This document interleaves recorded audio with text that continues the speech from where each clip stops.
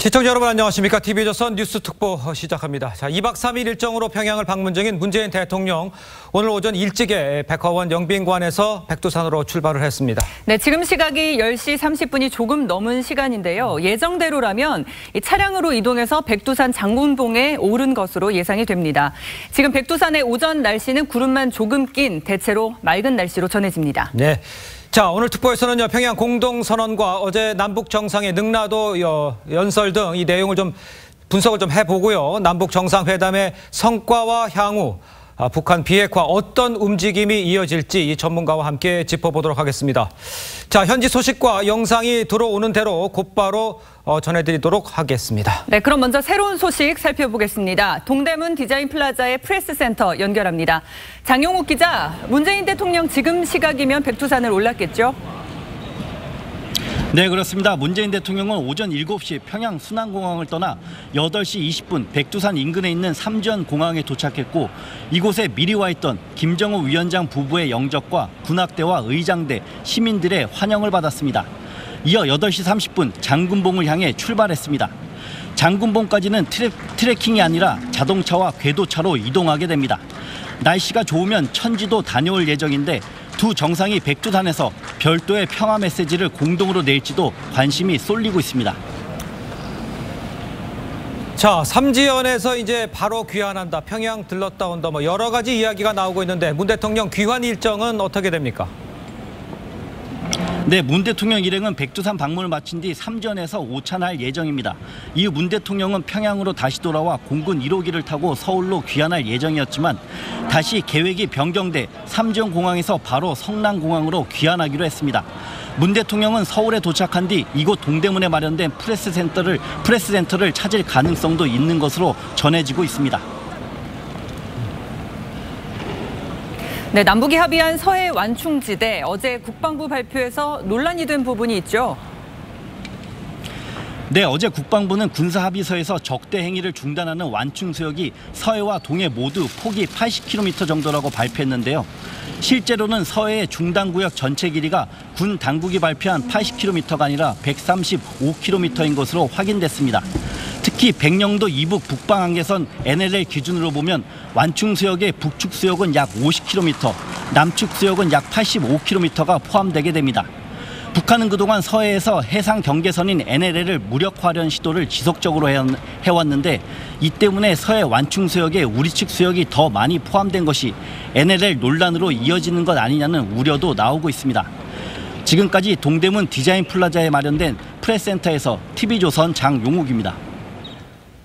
자, 지금부터는 전문가들과 함께 좀 이야기를 깊게 좀 나눠보도록 하겠습니다. 네, 신범철 아산정책연구원 안보통일센터장, 최영일 시사평론가 두 분과 함께합니다. 안녕하세요. 안녕하세요. 안녕하세요. 자, 먼저 백두산 이야기를 좀 해보죠. 김정은 위원장이 초청을 해서 이제 간 거 아니지 않습니까? 근데 그 백두산이라는 곳이 상당한 의미가 있는 거지 않습니까? 그런데 이제 같이 갔단 말이죠. 어떻게 봐야 될까요? 예, 뭐 김정은 위원장 측에서는 그들 스스로 백두 혈통이라고 이야기한 것처럼 예. 그 김씨 일가를 정당화하는 하나의 명분으로 활용하는 정치적 상징이 큰 곳이죠. 예. 뭐 우리 입장에서는 뭐 민족의 영산이기 때문에 대통령께서 평소에 가보고 싶다는 그 점도 이렇게 같이 어울려져서 선택이 된 것으로 보이는데요. 뭐 지금쯤이면은 정상에 올라가셔서 아마 내려오실 시간이라고 생각되는데, 아무튼 뭐 백두산 정상 등반에 저는 큰 의미를 그렇게 두는 것은 바람직하지 않다. 그것은 결국 북한의 정치적 권력만 강화해주는 결과가 있기 때문에요. 예. 우리로서는 가능하면 민족의 영산을 방문한 것이다. 이렇게 해석하고 싶습니다. 네, 그 예. 정도로. 네. 네, 제가 보기에는 이 문화적인 의미가 있어요. 예. 그러니까 지금 이제 우리 신 원장님께서는 무엇보다도 정책적이고 지금 비핵화가 이루어져야 국제관계, 또 경제 제재가 해제되면서 경제협력까지 가는 입장을 말씀해 주셨는데, 일단은 뭐 남북한의 이 국민, 뭐 그쪽은 인민이라고 부릅니다만 다 환영할 만한 일이다. 왜냐하면 지금 서울 답방이라고 하는 카드가 어제 나오지 않았습니까? 그렇습니다. 네. 그것도 연내로 가능하다. 네. 만약에 11월이나 12월에 서울을 온다면 제가 보기에는 백두산으로 김정은 위원장이 초청해서 우리 대통령이 발걸음을 찍었으니까, 네. 말하자면 이게 같은 이 대칭의 입장에서 제주도를 가서 뭐 이제 서울에서 비행기로 1시간 이내로 가니까요. 네. 제주도에서 또 한라산을 한번 올라가 볼 이 기회가 있을 것이다. 그렇게 되면 저는 상징적인 의미에서 백두에서 한라, 모두 이 전체 한반도의 거리가 내 조국이다 하는 이제 어떤 민족적인 의식을 고취시키는 데는 아까 말씀드린 대로 문화적 상징 효과는 분명히 있을 것이고요. 네. 그런 의미에서는 이것을 또 굉장히 하나의 기획적 측면에서는 의미를 부여하는 것도 지금 청와대나 혹은 북쪽도 마찬가지일 겁니다. 그래서 민족 동질성을 어떻게 좀 회복시킬 것이냐 하는데 방점이 있는 행보로 해석하면 좋을 것 같습니다. 자, 지금 나오는 화면이 이제 오늘 오전에까지 이제 마지막으로 이제 저희한테 들어온 영상인데 이제 네. 평양으로 가서 이제 삼지연을 가기 위해서 가는 도로를 했습니까? 그런데 저 시간이 굉장히 아침 이른 시간이었어요. 그렇죠. 21대의 저희 오토바이도 보이고 있습니다. 저렇게 이제 꽃수를 들고 다 나와 있었단 말이죠. 6시, 7시 좀 넘어서까지 출발했는데 저렇게까지 다 동원됐다. 상당히 좀 느낌이 전 아무튼 우리 문재인 대통령에 대한 최고의 예우를 보여주기 위함이라고는 생각하는데 그렇습니다. 아침 7시 이전에 저렇게 모든 시민들이 나와서 저희를 하는 속마음을 생각하면 예. 사실은 다음부터의 정상회담 이것은 보통 일반적인 정상회담으로 실무형으로 격을 낮춰야 된다고 생각하고요. 아, 다음에 정상회담. 예. 네. 이번은 한 곳을 뭐 비판하지는 않겠습니다. 그렇지만 이런 식으로 서로 부담이 되는 정상회담이라면 지속 가능하지 않다. 김정은 위원장이 나중에 서울을 답방하면 환대를 한번 우리도 뭐 국빈 차원이란 말이 적합할지 모르겠지만 이제 결국 외교는 상호주의니까 예. 상호주의에 부합하는 환대는 해야겠지만 그 다음부터는 예. 반드시 서로에게 불편을 끼치지 않는 그러한 정상회담이 되었으면 합니다. 예. 지금 보신 것처럼 그 문재인 대통령이 지금 순안공항에서 삼지연으로 가기 위해서 저렇게 환송이라고 봐야겠죠. 사실 다 주민들이 나와서 지금 환송을 하고 있고 김정은 위원장은 삼지연에서 백두산 거기서 이제 영접을 했던 이런 상황이라고 봐야 되겠죠. 저 자리에는 지금 없었던 것이고요. 그러니까 아무튼 김정은 위원장이 이번에 문재인 대통령에 대한 최고의 예우를 하고 있는 것 같습니다. 어떻게 보면 낮은 자세로 임하고 있는데요. 그런 자세가 정말로 진정성 있는 남북관계 발전과 비핵화로 이어진다면 바람직한 일이라고 생각하고 아니면 당장의 위기를 모면하기 위한 정치적 행보라고 생각하면은 그 부분은 우리가 유의를 하면서 풀어갈 건 풀어가지만 속마음은 단단히 먹고 접근을 하는 것이 바람직하다고 생각합니다. 네, 주민들이 환송을 받으면서 또 문재인 대통령이 직접 차량 안에서 이렇게 차문을 열고 그렇죠. 손을 흔들었죠. 네, 손을 흔들면서 이게 컨디션도 좋아 보이긴 하는데 일정도 힘들고요. 맞습니다. 본인이 직접 등반을 이제 트레킹을 원하기도 했지만 좀 힘들 수도 있을 것 같거든요. 힘이 많이 드실 거예요. 지금 일정은 저는 고강도 행군입니다. 2박 3일. 한시라도 정말 긴장을 풀 수 없는 상황에서 정말 이 회담이 핵심이었는데 우리 신 교수님 말씀처럼 핵심의 회담을 진행하면서 그 외 의전이 생각보다 굉장히 종합 선물 세트로 펼쳐졌어요. 지금 보시는 모습은 오늘 새벽에 백하원 영빈관을 나와서 평양 순안공항으로 가는 평양 거리를 이제 보신 건데 이게 어찌 보면 그제 도착했을 때와 똑같은 역순입니다. 그렇죠. 근데 그때는 그래도 오전 시간이었기 때문에 처음에 저는 평양공항에 한 1000여 명 정도 시민이 나왔으려나 환영을 대대적으로 하네 그랬는데 카퍼레이드는 나중에 우리가 알게 된 거고요. 보니까 상당히 긴 거리를 무게차를 타고 두 지도자가 달리는데 그야말로 환호일색이지 않습니까?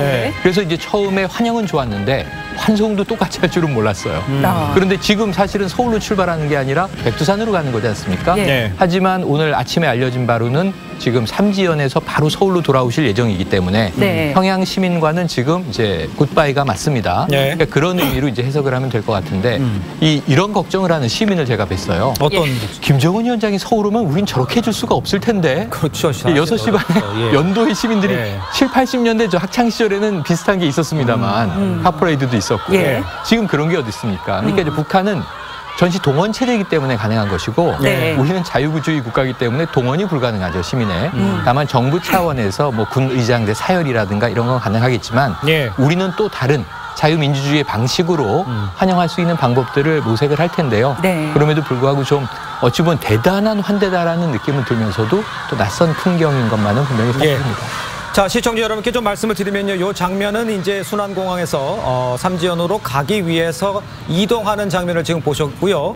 지금 수행원들과 취재 기자들 또 문재인 대통령, 김정은 위원장 다 지금 백두산에 있습니다. 그런데 삼지연에서의 영상을 송출하는 시설이 완벽하지가 않기 때문에 지금 뭐 올지는 모르겠습니다만 지금은 돌아와서 순환공항에 다시 돌아와서 송출한다는 이야기가 들려오고 있습니다. 하지만 혹시라도 돌아오는 영상, 또 백두산에서 영상이나 사진이 있으면 저희가 바로바로 전해드리도록 하고요. 자, 어제 이야기를 좀 해야 될 것 같아요. 어제 아까 방금 전에도 이제 가는 것까지도 이제 최고의 예우라고 했는데 어제 능라도에 있었던 연설, 이 장면은 그야말로 예우에 예우를 더했다, 이렇게 봐야 되는데 어떻게 보셨습니까? 예, 사실 그 정도의 연설 기회를 줄지, 그리고 또한 아주 짧게 이야기하실 줄 알았는데 상당히 또 길었죠. 예, 준비를 하신 거 보니까 그것도 협조가 된 것 같아요. 네. 그래서 그 연설문도 잘 짜여진 연설문, 그러니까 연설문의 내용 자체는 평화를 강조하셨고요. 예. 그리고 우리 민족끼리의 단결을 강조하셨고 마지막에 비핵화 이야기도 하셨습니다. 예. 그런 흐름 자체는 잘 짜여져 있다고 봅니다. 다만 민족 단결을 너무 강조하면은 외국에서 볼 때는 조금 의심의 시각으로 볼 수도 있는데 어제 메시지는 그래도 능라도 그 5.1 경기장 안에서의 메시지였기 때문에 북한 주민들에게 대해서 네. 한국이 북한과 평화 공존을 하면서 잘 살겠다는 좋은 내용으로 잘 구성되어 있다고 평가하겠습니다. 예. 사실은 처음에 2, 3분 정도 이 연설 기회를 줄 것이다. 네. 연설이라기보다 이제 인사말을 할 기회가 있을 것이다 그랬는데 말씀하신 대로 장문의 연설이 나왔어요. 그러니까요. 그러니까 저는 그냥 한 가지 메시지로 봅니다. 70년의 적대 관계를 이제 그만 종식시키자. 그런데 아까 이제 우리 신 교수님 말씀에 조금 덧붙인다면 네. 이 박지원 의원 지금 같이 수행원으로 가지 않았습니까? 네. 그런 상황에서 지금 이제 가기 전부터 인터뷰로 한 이야기가 뭐였냐면 손흥민 주장의 역할을 해야 한다. 문재인 대통령이. 골을 넣는 것은 트럼프 미국 대통령이 돼야 한다. 이제 비핵화가 제일 중요한 의제였죠. 네. 비핵화 얘기가 어제 공동선언에 담겨서 어쨌든 다행으로 생각을 하고 미국 반응도 오늘까지는 나쁘지가 않습니다. 네. 그런데 문제는 저는 이런 생각을 이제 덧붙여서 해보는 거예요. 정말 문재인 대통령 이상의 예우를 받는 국내외 국빈은 앞으로 없을 것 같아요. 네. 평양 상황에서. 그럼 이제 트럼프 미국 대통령도 어느 시점인가는 이 북미 관계가 좋아진다면 평양을 방문할 텐데 자, 어떤 그림이 나올까? 사실 오늘 백두산 방문은 원래 일정에는 친목 일정 이렇게만 써 있었습니다. 네. 그리고 이것은 무엇을 대체하는 것이냐면 판문점 선언 당시에 도보다리의 그 아름다운 장면을 북한에서도 연출하고 싶을 것이다. 그런데 문제는 도보다리라고 하는 것이 정말 좀 소소하지만 네. 소박하지만 아름다운 장면이었다면 예. 지금 북한에서 선택한 방식은 오히려 빅사이즈로 지금 가는 것 같아요. 예. 웅장하게. 네. 백두산도 갈 수 있다. 예. 우리 북녘 땅에서는 어디든지 지도자가 결정하면 할 수 있다라고 하는 것을 보여주는 이제 그림으로 보여집니다. 네. 그래서 상당히 좀 이 비슷하게 가기보다는 아예 대비되는 방식으로 지금 전략을 택한 것 같은데 그래서 저는 여기서 트럼프 미국 대통령의 평양 방문이나 네. 지금 또 혹은 김정은 위원장의 미국 방문도 일전에 이야기가 나온 바 있지 않습니까? 예. 뉴욕이든 워싱턴 DC든 오는 것 우리는 바람하지 않는다 이런 이야기를 했는데 지금 오스트리아 빈에서 만약에 협상이 잘 풀려간다면 2차 북미 정상회담이 서울 답방 이전에 이루어질 가능성이 더 높다고 그래요? 보거든요. 왜냐하면 북미 관계가 풀리지 않으면 남북 관계만 가지고는 지금 비핵화에 한계가 있는 거 아니겠습니까? 네. 근데 특사가 가지고 들어온 한 가지 시간표의 듀데이트. 자, 이 트럼프 대통령의 첫 임기가 끝나기 전에 비핵화를 완성할 것이다. 그걸 미국도 폼페이오 국무장관이 오늘 다시 반복을 했는데 네. 그 사이에 단계를 어떻게 채울 것이냐가 이제 북미 간의 협의의 핵심적인 내용이 되겠죠. 예. 이 부분이 풀린다면 트럼프 대통령이 흡족한 시점에 이 11월 중간 선거를 전후해서 예. 2차 북미 회담도 형성이 가능한데 자, 여기서 이제 김정은 이 위원장은 트럼프 대통령을 위해서 또 어떤 카드를 보낼 것이냐. 네. 그동안은 우리가 펜팔 외교라고 불렀는데요. 예. 신서가 왔다 갔다 한 정도였지 않습니까? 또 다른 이제 북미 간의 이벤트에 우리가 좀 미리 주목을 해보는 것도 필요한 일일 것 같습니다. 예. 자, 지금 저희가 이제 발언 내용들을 좀 준비를 하고 있는데 준비가 좀 됐습니까? 지금 어떻게? 네.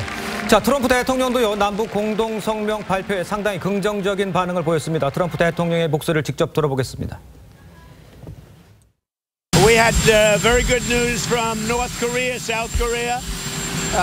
They met and we had some great responses. I got a tremendous letter from Kim Jong-un. As you know, it was delivered 3 days ago. We're making tremendous progress with respect to North Korea. 자, 일단 모양새는 괜찮아 보이는데 조금 안으로 들어가면 물론 오늘 신문에도 뭐 양쪽으로 좀 갈려서 얘기가 나오고 있습니다. 그러니까 괜찮은 거다, 다 내줬다 이런 얘기가 있는데 어떻게 보셨습니까? 뭐 보면. 트럼프 대통령의 입장에서는 대화의 모멘텀을 유지하는 그런 것이 지금 목적이기 때문에 예. 이 정도 상황으로 만족한다고 표현을 하는 거죠. 그렇지만 실제 비핵화를 담당해야 될 폼페이오 국무장관이나 존 볼튼 국가안보보좌관이 보기에는 이번에 남북 정상 간의 합의 사항만으로는 부족한 거죠. 왜냐하면 예. 거기에는 신고라든가 검증이라는 것이 포함되지 않고 있습니다. 그리고 그 비핵화 방법도 북한이 제시하고 있는 단계적이고 동시적인 방법. 그러니까 북한의 핵시설 하나하나를 따로따로 떼어서 협상하는 방법으로 지금 우리가 합의를 해줘가지고 예. 이 방식으로는 미국이 받아들이진 않을 것 같아요. 그래서 이제 대화 자체는 좋으니까 북한의 뜻이 무엇인지, 그럼 어떠한 신고나 검증은 어떻게 생각하는지 그런 걸 파악하기 위해서 스티브 비건, 그러니까 대북정책 특별대표죠. 스티브 비건의 카운터파트를 오스트리아 빈에서 만나자 이렇게 제안했습니다. 예. 네. 여기에 또 장소의 외교학이 있습니다. 그렇죠. 오스트리아 빈이 그냥 장소가 아니라 뭐 중립국이라서 한 게 아니라요. 예. 거기에 가면 IAEA 국제 원자력 기구가 있죠. 예. 그럼 북한에 대한 핵을 사찰하고 검증하는 기구가 바로 IAEA가 될 겁니다. 예. 그러니까 거기서 회의를 할 때 북한에게는 사찰이나 검증 부분에 있어서의 답을 가지고 와라 네. 하는 메시지를 보낸 거라고 생각하는데요. 과연 북한이 뭐 카운터파트가 되면 최선희 부상이 될 것 같은데 그런 것을 수용해서 빈에서 만날지 아니면 역제안을 해서 제3의 장소를 다시 제안할지 그런 것 하나하나를 보면 이 협상이 잘 풀릴 것인가 안 풀릴 것인가를 또 볼 수 있다고 생각합니다. 지금 상황은 긍정적인 상황이라고 보십니까? 네, 대체로 저는 긍정적이라고 봅니다. 지금 이런 게 있죠.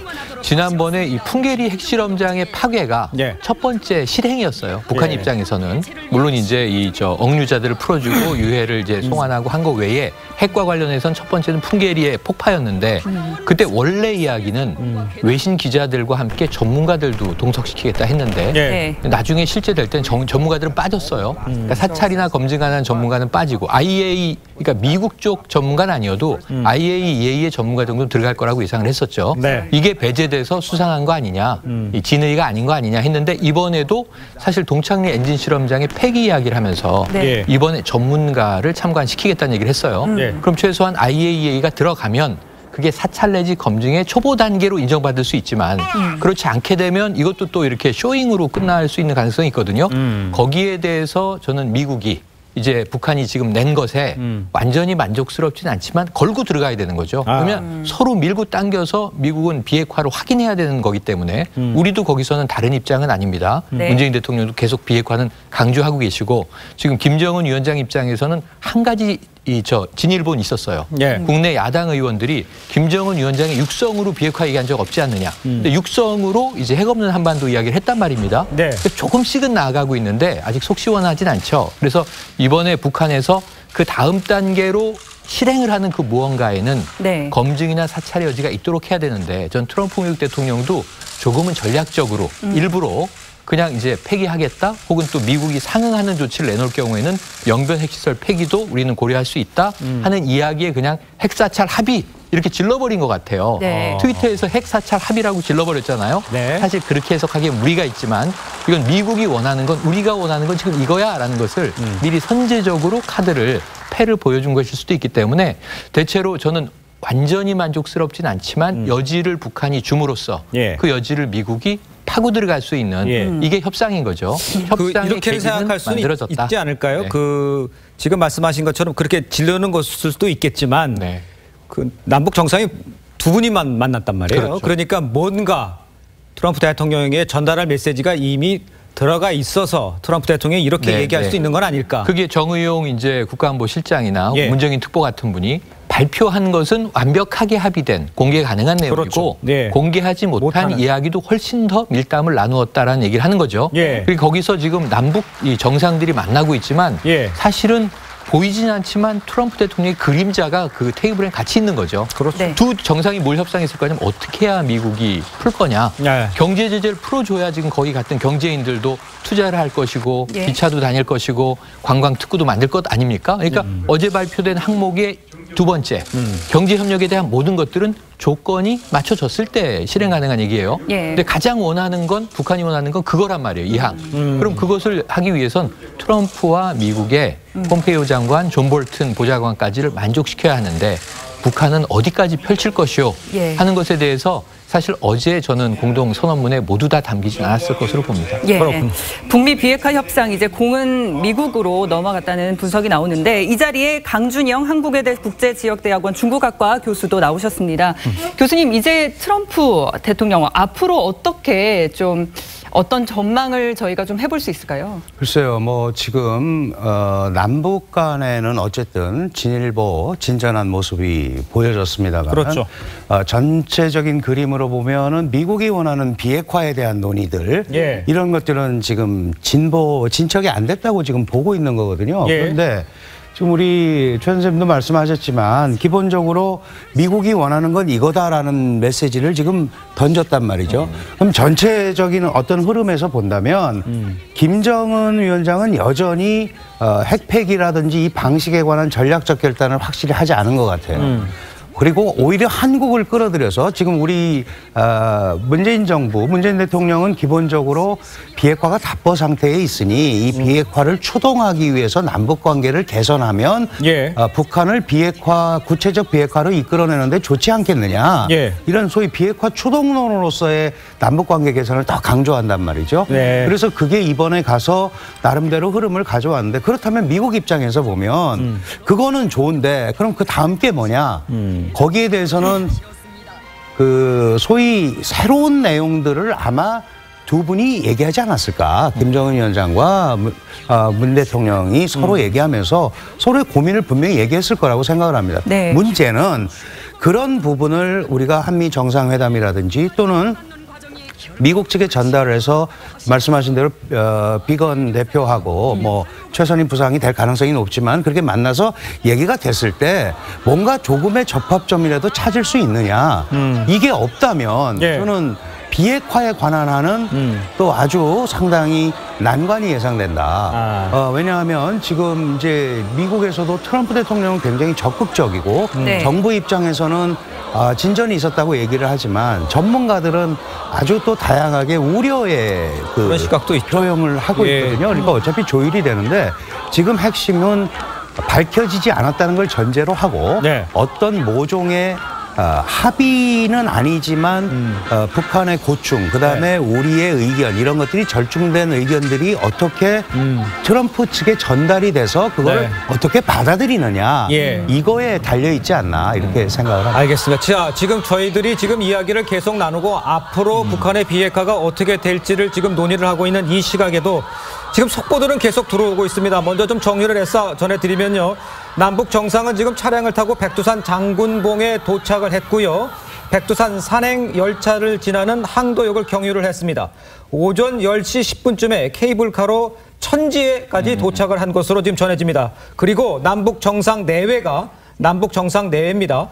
천지에서 산책을 시작했다. 여기까지가 지금 올라온 소식입니다. 그러니까 지금 날씨도 맑고 양국 정상도 지금 화면에 나오고 있으면 저 장면은 이제 자료 화면이겠습니다만 저 천지까지 내려가서 지금 산책을 하는 아주 좀 뭐 역사적인 장면이 지금 뭐 네. 연출이 되고 있다 이렇게 봐야 되겠는데 아직 화면은 들어오지 않고 있습니다. 아까 오전에 잠시 제가 말씀을 드렸습니다만 이 삼지연의 통신 상황이 좋지가 않기 때문에 뭐 가능하면 사진이라든가 이런 것들이라도 넘어오면 저희가 바로 보내드리고요. 아니면 평양에 와서 송출을 하기로 좀 되어 있기 때문에 그 장면은 저희가 올라오는 대로 화면이 지금 입수가 되는 대로 바로 전해드리도록 하고 저희가 지금 조금 아까 그 오스트리아 빈에서 협상이 재개된다 이 얘기 때문에 이제 비핵화로 먼저 넘어왔는데 네.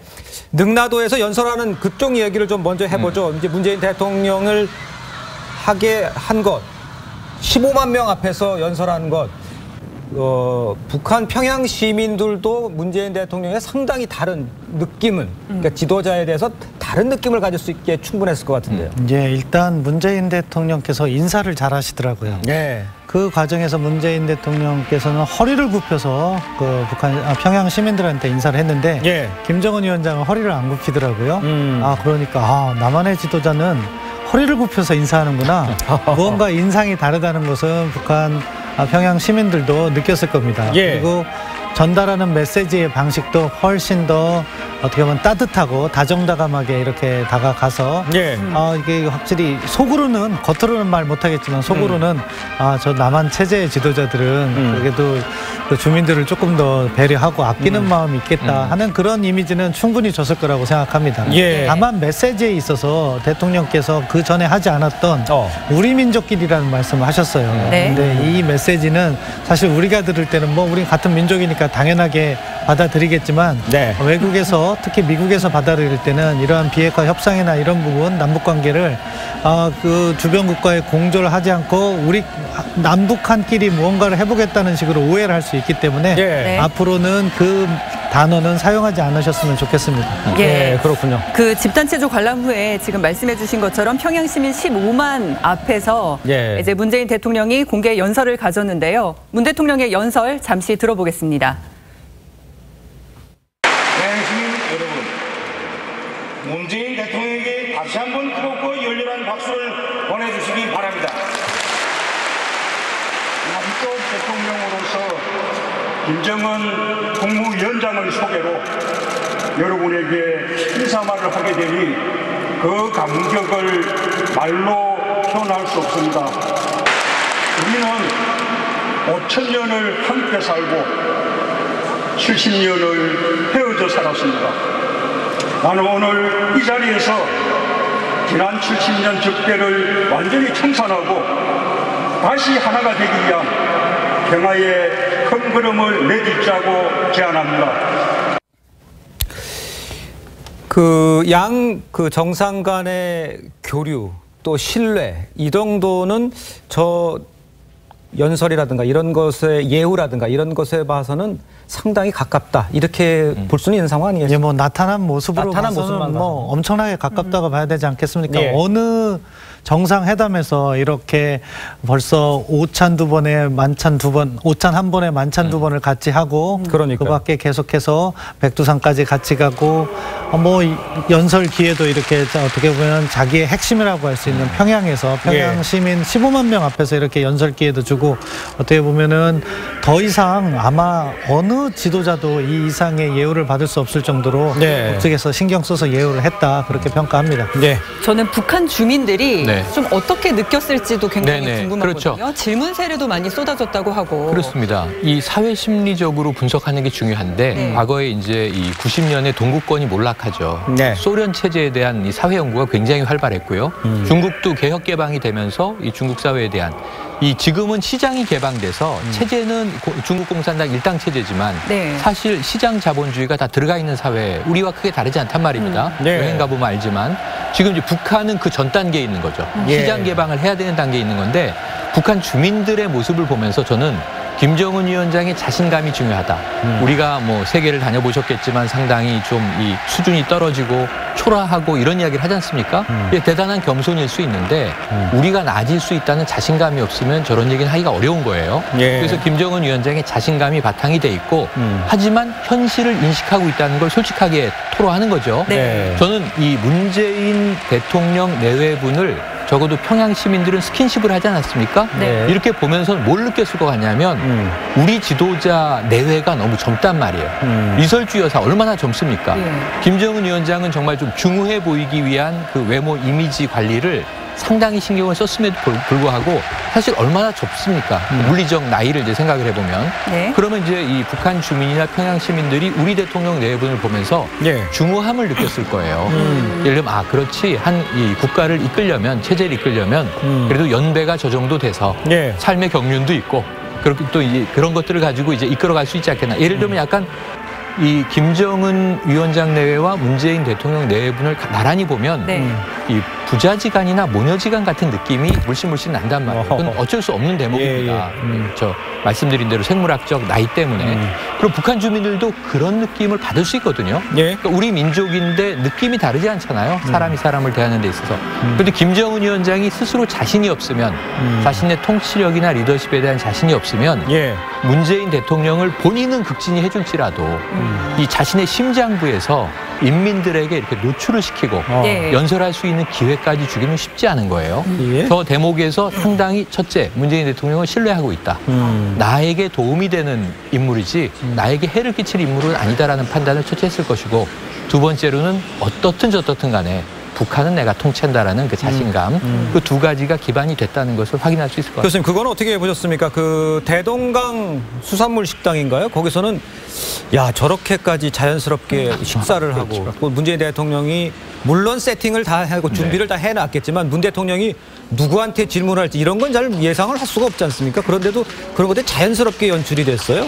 거기 오시는 분들은 평소에 이미 그런 훈련들이 다 돼 있는 저기 오는 분들은? 왜냐하면 이제 평양에 있는 사람들, 특히 뭐 우리 뭐 놀이공원도 하고 그러지만 사실 일부 지역은 외환이 아니면 들어갈 수 없는 지역들도 많거든요. 그러니까 특권 계층이고 아주 그쪽의 분야에 있어서는 언제든지 훈련이 돼 있는 사람들이기 때문에 그런 거는 특별히 문제가 없었을 것 같고, 지금 말씀하신 대로 좀 한 가지만 좀 덧붙이자면, 사실 지금 김정은 위원장 입장에서 북한도 그렇게 김정은이라는 지도자가 핵을 가지고 있고 이제 경제 발전에 매진해야 되는데 그게 답보 상태에 빠진 부분에 대한 설명을 사실 국민들한테 해야 되는 상황이에요. 그러니까 코너에 몰려 있습니다.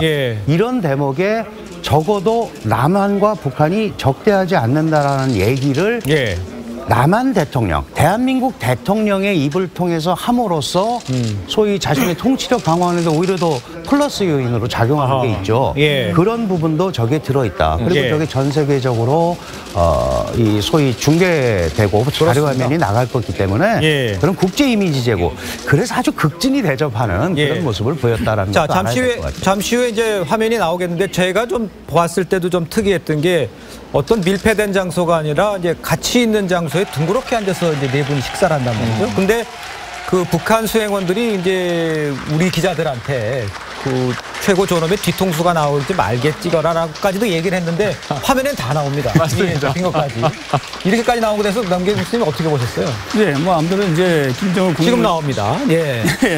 연장실에 들어와가지고 뭐 자연스럽고 또 젊은 다음 또 개방고 이런 이미지가 그동안 많이 좀 축적되지 않았습니까? 더구나 이제 정상회담 올해 지금 와도 세 번째이기 때문에 그런 부분들은 아마 북한에서도 뭐 자연스럽게 이제는 소화할 수 있을 정도의 뭐 그런 분위기가 좀 일단은 좀 만들어진 것이 아닌가 그렇게 보여집니다.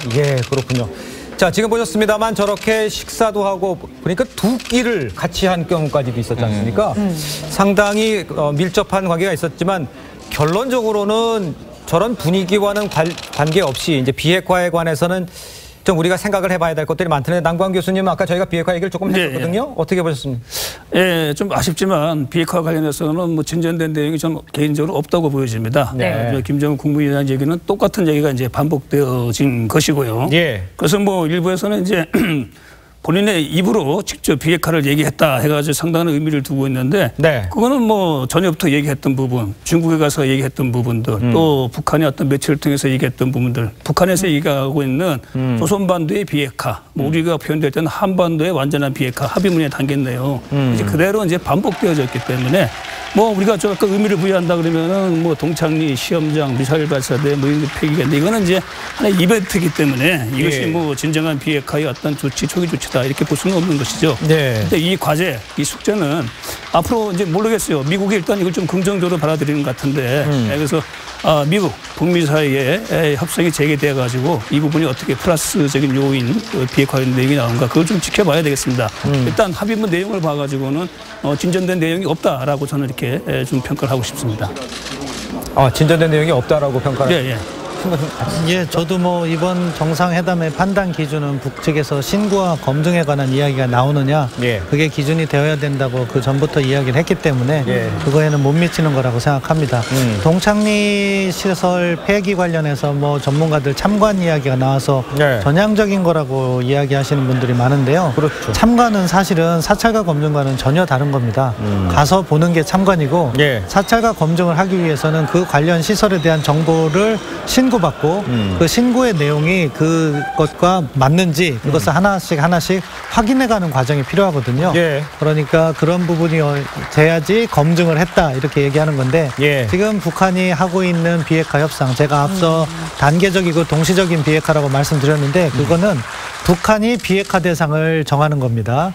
그리고 그 북한이 그 비핵화 대상을 일방적으로 폐기하는 거죠. 그리고 북한이 그에 대한 보상도 미국에게 요구하는 거기 때문에 이러한 과정으로 갈 경우에는 비핵화 협상이 어느 순간 결렬될 가능성이 높고 또한 그 과정에서 협상이 진행되면 진행될수록 우리 측의 리스크, 위험이 커지는 거죠. 왜냐?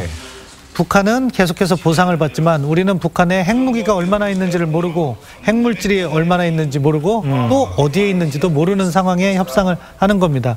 일종의 깜깜이 협상이 될 수밖에 없는데 그렇기 때문에 미국도 신고의 중요성을 강조한 건데요. 아무튼 우리 정부로서 북한이 받아들이지 않는 내용을 설득하는 데 있어서 한계가 있었을 거라고는 봅니다.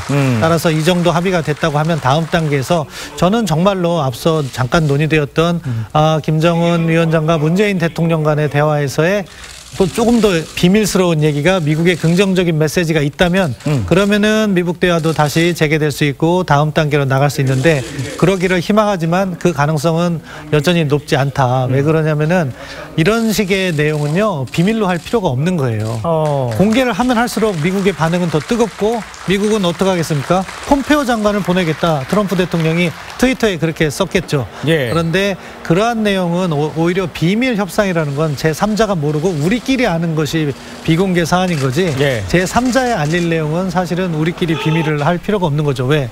제3자가 알기 때문에. 아니, 그 부분에선 다른 시각도 있긴 합니다. 그게 뭐냐면 지금 미국한테 줘야 할 것, 우리와는 관계없이 미국한테 줘야 할 것은 내가 나중에 급할 때 맨 최종으로 주는 것이지 지금 공개하고 하지 않아야 되는 것이다라고 북한은 생각할 수 있는 거 아니에요? 그 문제도 있고 그 문제를 포함해서 저는 이미 이 방북하기 전에 문재인 대통령은 비핵화는 북미 간의 문제다 이렇게 얘기를 했어요.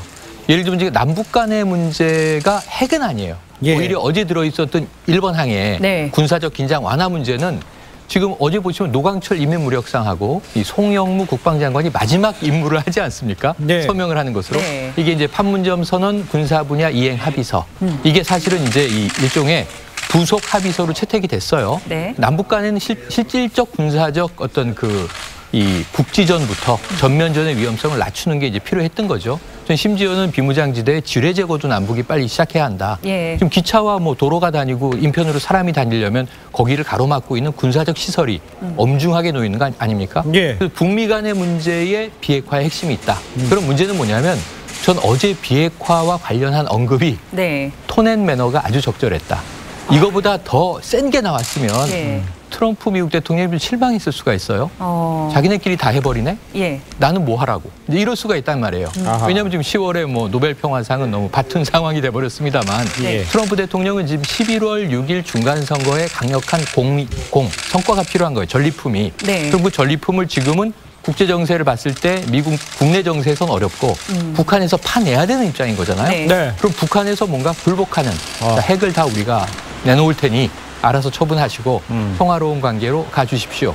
라고 하는 걸 이제 받아내야 되는 거죠. 일종의 이 정복자 같은 모습을 연출하는 게 필요해요, 현재. 그런데 문재인 대통령이 그 공을 가로챘다고 생각을 하면 이 한미 관계도 삐그덕할 수 있습니다. 그래서 저는 어제 정도가 적절하고 이 신 교수님이 좀 낮게 예측하신 그 보이지 않는 뭔가 비하인드 스토리가 있어야 되는 거고요. 있어야 해피엔딩으로 갈 수 있는 거예요. 사실은 시나리오상으로 보면. 그게 없으면 그걸 지금 또 북미 간에 만들려고 폼페이오가 오스트리아 빙에서 만나고 하면 상당한 시간이 흘러서 연내 아마 어제 얘기했던 뭔가 착공식 이런 게 쉽지 않아 보입니다. 알겠습니다. 이거는 어떻게 생각하세요? 일각에서는 이런 얘기도 나옵니다. 김정은 위원장의 답방, 그다음에 군사적 긴장 완화. 지금 남북 간에 이루어지는 이런 것들이 이미 우리는 종전선언을 받게 하기 위한 완화 조치가 이미 다 된 거다. 핵신고 신고서 제출하는 건 언제 않게 이미 다 완료된 거다고 볼 수 있지 않느냐. 종전선언하는 거나 마찬가지지 않느냐. 이렇게 얘기하는 것에 대해서는 어떻게 생각하십니까? 매우 한국적 희망이 담긴 해석이다라고 저는 생각을 합니다. 왜냐하면 이 종전선언이라는 것은 사실 남북 둘이서 할 수도 있죠. 상징적으로. 그러나 지금 말씀하셨지만 북미 간의 핵 문제, 중국은 또 조선과 미국 간의 핵 문제 이렇게 얘기합니다. 이렇게 놔둬버리면 사실 우리가 여기에 들어가서 중재 역할을 하고 이러는데 굉장히 한계가 생깁니다.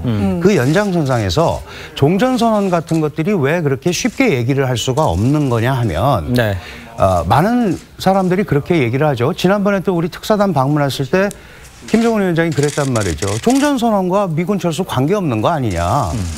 남북한 간에는 관계없을 수 있고 북한한테는 관계없을 수 있지만 중국한테는 매우 좋은 호재라는 거죠. 이게 종전선언을 하게 되면 주한미군 철수, 뭐 유엔사 해체 이런 거 다 좋습니다. 그리고 직접적으로 남북이 종전선언을 하고 전쟁 안 한다고 하면 쏴도 필요 없겠네. 바로 이렇게 나와서 한국 압박을 직접적으로 할 수 있는 빌미를 제공할 수 있어요.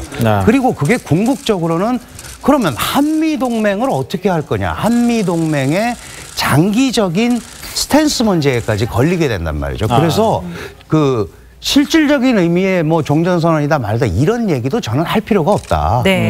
그리고 사실은 한미동맹 내부에 재래식 무기에 관한 내용들도 있습니다. 일방적으로 우리가 한다고 그래서 그게 되는 것도 아니고 그렇게 쉽게 종전선언을 쉽게 생각할 문제는 아니다. 왜냐하면 종전선언이 되면 평화체제로 가는 전 단계라고 자꾸 생각을 하니까 그렇게 되는데 미국 같은 데서는 종전선언은 상당한 준국제법적 의무가 따른다고 생각을 하고 있기 때문에 이런 부분에 대해서는 우리가 좀 더 면밀하게 얘기를 해야 된다. 이 부분이 해결이 안 되면 우리끼리는 충분히 얘기할 수 있지만 한미관계, 한중관계 파장도 생각을 하면서 해야 된다라는 생각을 해야 될 것 같아요. 그렇군요. 군사 분야 합의서 관련해서도 좀 군축에 대해서 좀 서두른 것 아니냐 이런 지적도 있거든요. 지금 이게 순서가 거꾸로 됐습니다. 사실 이게 종전선언이 어떤 큰 구조적인 변화를 놓고 보면 사실 비핵화보다 더 중요한 얘기입니다. 그리고 이게 얘기되어질 부분은 비핵화가 어느 정도 안정권 내에 됐다면 그 다음 단계에 나가서 얘기되어 줄 수 있는 부분이지 지금 뭘 가지고 마치 상징적 선언이다 이렇게 하는 거는 너무 지금 경솔히 여기는 거거든요. 이 부분은 우리 5천만 국민들의 어떤 그 운명이 달린 부분이에요. 더구나 지금 오늘 해외에서 첫 번째 군사적인 부분 얘기되어지고 있는데 모르겠어요. 남북한이 어떤 이 비핵화를 촉진시키고 또 대립 관계를 완화시켜서 뭐 상징적인 어떤 군사적인 조치는 뭐 필요할지 모르지만 지금 얘기 나오는 거는 거의 뭐 DMZ 부분 해가지고 완전히 군사적을 완전히 남북이 다 하자는 얘기인데 이거는 제가 봐가면 아마 군사 무력화죠. 현실에서는. 근데 이거는 완전히 순서가 바뀌어도 180도 바뀐 겁니다.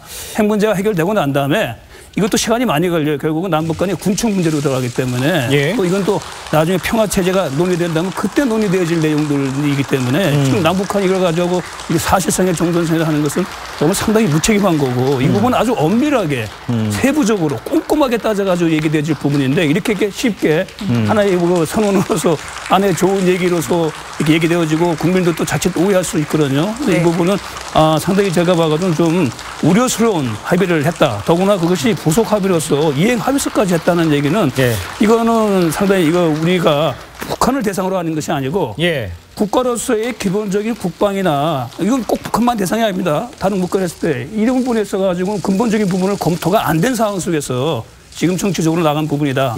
이건 상당히 저는 개인적으로 우려스럽습니다. 자, 마지막으로 하나만 좀 짧게 질문 드릴게요. 지금 계속 얘기가 나오고 있습니다만 남북 간의 적대 행위는 금지되고 평화가 정착되는 것처럼 보이지만 비핵화를 해결하기 위해서는 한미 간의 공조가 탄탄해야 되고 또 보조를 맞춰야 되지 않겠습니까? 남북 간과 함께. 그거를 어떤 식으로 이끌어 나가야 되는 게 정답입니까? 사실은 모든 대안에 대해서 한미가 먼저 공조를 하고 그다음에 그러한 합의된 안을 가지고 북한과 교섭을 해야 되는 그런 과정을 철저히 지키면 된다고 생각합니다.